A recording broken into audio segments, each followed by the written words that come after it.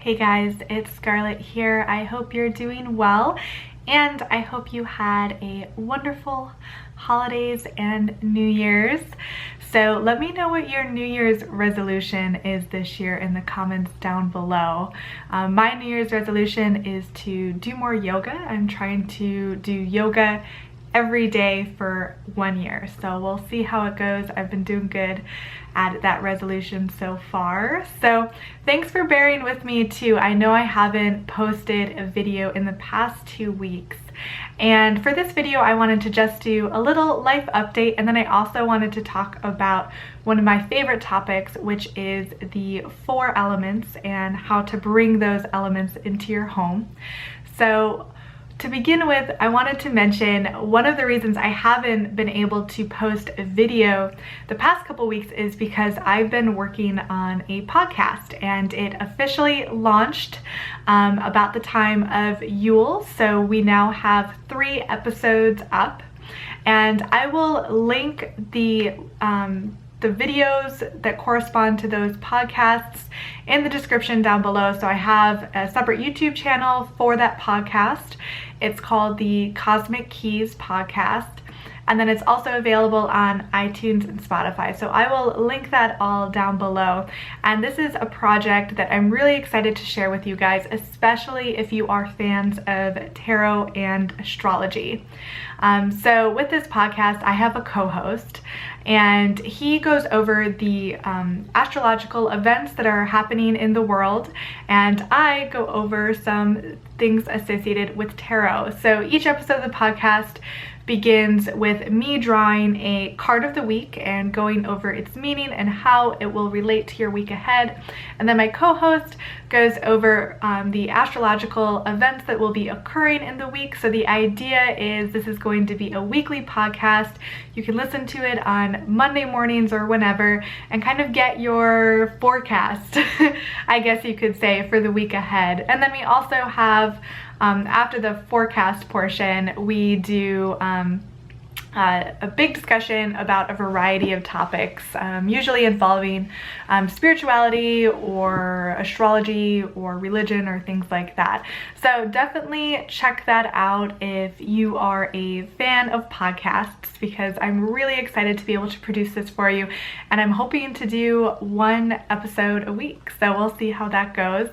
Another big thing I've been working on is I am traveling to Scandinavia in this May, so I've been planning that trip, and this is something that is a big deal for me because my ancestors came from Denmark, so I'm really excited to kind of be going to Scandinavia for the first time, and I'll be going to the town where my great-grandmother lived before sailing over to America and ending up in Ellis Island. So I've been doing a lot of research for that, and I'll actually be visiting several places, including Copenhagen, Oslo, Tallinn, Estonia, and St. Petersburg. So if you have any recommendations for places I should visit in those cities, do please let me know, because I am in the planning stages of that and I'm super excited.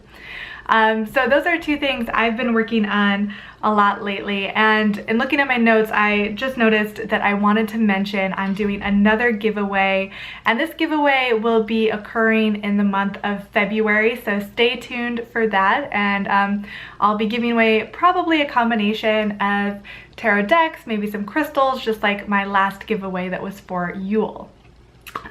So on to the main topic for today, and I wanted to talk about the 4 elements, or I should say the 4 classical elements, and how to bring those elements into your space and into your home. And talking about the 4 elements is a topic that really interests me. I discuss it a lot in tarot because you have the 4 tarot suits. You know, you have the cup suit, which represents water. You have the wand suit, which represents fire. You have the swords representing air, and pentacles representing earth. And to me, a large part of the minor arcana is to kind of check in with those 4 elements and see how they are balanced within our own lives. And those 4 elements also correspond to kind of 4 aspects of our lives, or 4 aspects of being. So for example, air is your intellectual self, and water is your emotional self. Fire might be your energetic self or your spiritual self, and pentacles is your kind of practical self. So I always kind of strive to bring balance among those 4 aspects within both myself and the space that I am in. And I was listening to another podcast, which is kind of a more funny, humorous podcast that's about spirituality. It's called That's So Retrograde. I'll link that down below too in case you want to take a listen to that. It's pretty funny. It's just 2 girls talking about, you know, various wellness topics in astrology, but they had a guest on who was a feng shui expert, and she was talking about, you know, how to orient your space in order to create better feng shui, but then also to create a better balance of the elements.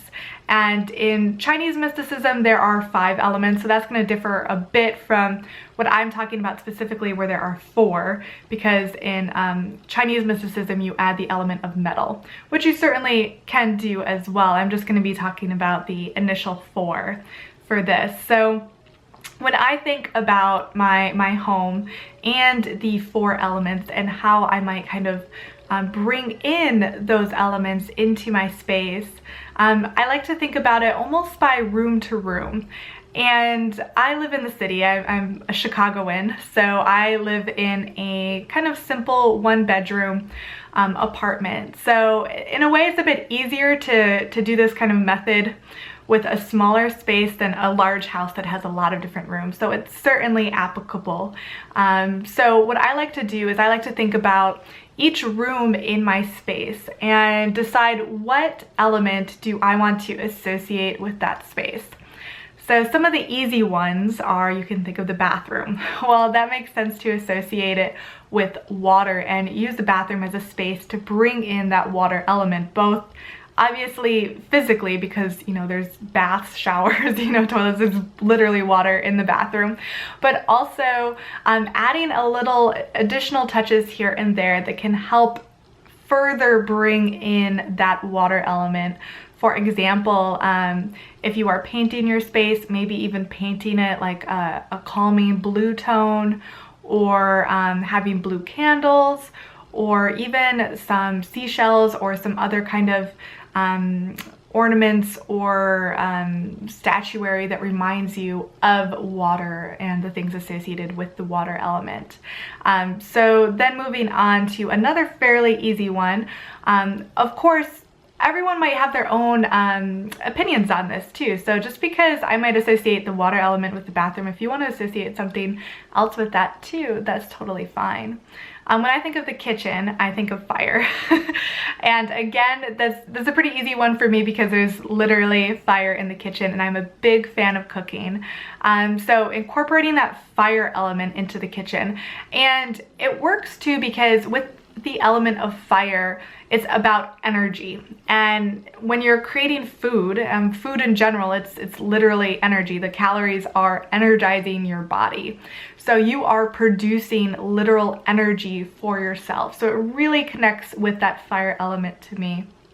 And even bringing in some of those reds and orange tones into the kitchen, whether that's, you know, maybe your tea kettle is like orange, or maybe some of your kitchen utensils are red or orange or something like that. So really kind of thinking about how I can bring in that fire element even further into my kitchen.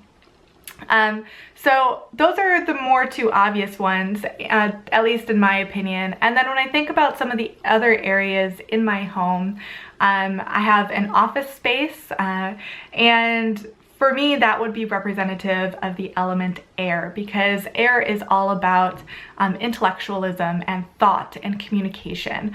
And you know, that's where I have my computer, it's where I rest my phone, so I'm communicating a lot online. So all of that kind of is occurring on my desk. So what I like to do on my desk is that's where I tend to burn incense, which is a great symbol of the element air.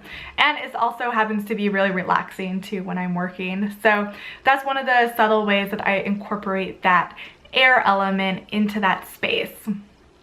And when it comes to the earth element, I decided to connect that with my bedroom. And that's because the earth element, on the one hand, it's about grounding. So you do want to create a very kind of calming, meditative space in a way.